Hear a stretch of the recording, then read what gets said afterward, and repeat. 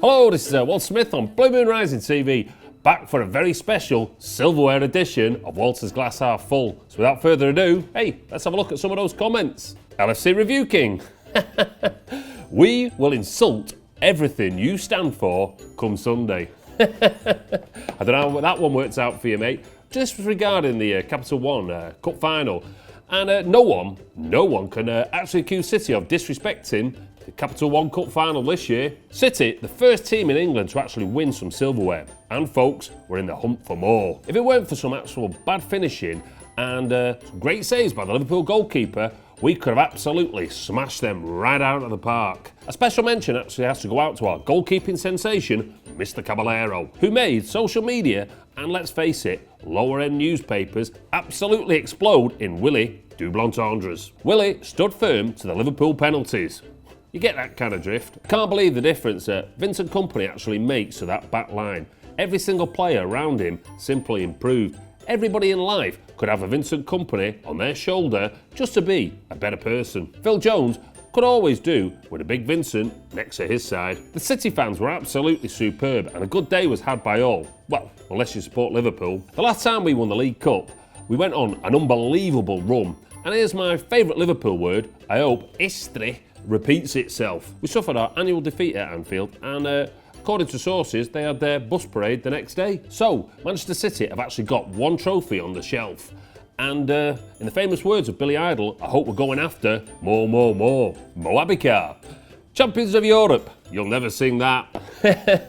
Now, the way I look at things here, Mo, is City are putting all the structures in place to actually maximise our potential of lifting that trophy sooner rather than later. Manchester City have been putting in the groundwork and progression is there for all to see. Well, let's look at that progression. Manchester City didn't actually make the top four.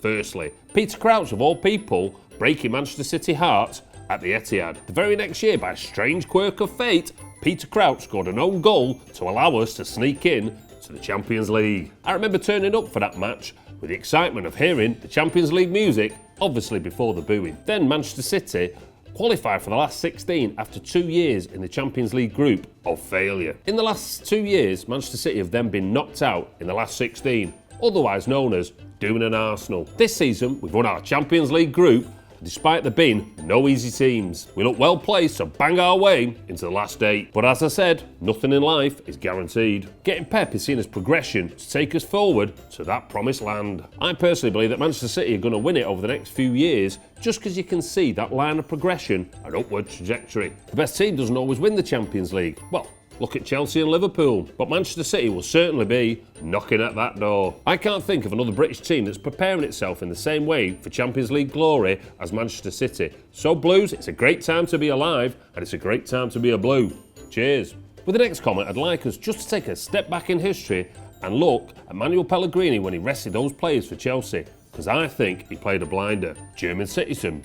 Why should we respect the FA if the FA doesn't respect us? The proof, folks, is in the pudding. So we'll look at some of the games after the players were rested. City were playing in the Ukraine and were setting off less than 24 hours after the initial fixture. So if we'd have rested those players and we lost, Manuel Pellegrini would have looked a right mug. Did we lose? 3-1 away win, folks. 3-1 away win. Resting those players could have given us the impetus that we needed to get through to the last 8 in the Champions League, further than our club's ever been before. In the famous words of a great philosopher, Borat, great success. Speaking of success and silverware, as the players were parading the trophy around Wembley, I, for one, was glad that Manuel Pellegrini had rested them the week before. Having travelled 4,000 miles in the lead-up to the League Cup final, Manuel Pellegrini was looking after the Manchester City players and Manchester City fans, as I would like to take this moment to say, good on you, Manuel, you're a star man. We lost to Liverpool at Anfield, and I'd probably put this down to us playing away more times